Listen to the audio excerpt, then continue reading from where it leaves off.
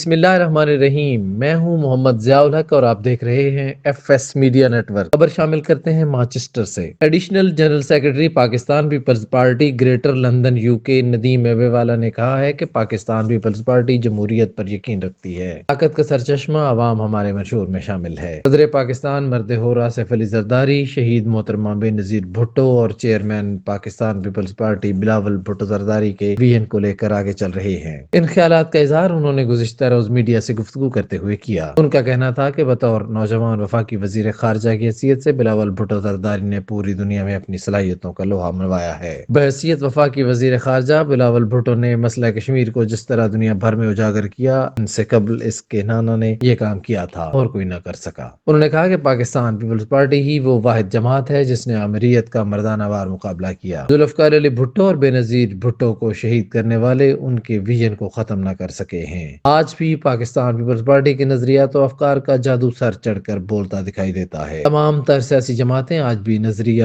بھٹو ہی کے گرد گھومتی ہیں۔ انہوں نے کہا کہ عوام آئندہ انتخابات کے لیے تیاری کریں۔ آزاد کشمیر میں پاکستان پیپلز پارٹی 2/3 اکثریت سے کلین سویپ کرتے ہوئے عوامی فلاح و بہبود، ریاستی تعمیر و ترقی کا سفر ایک بار پھر اپنے منشور کے مطابق جاری رکھے گی۔ سبسکرائب کیجئے F S media network اور دیکھتے رہیے تازہ ترین تبصرے اور خبریں۔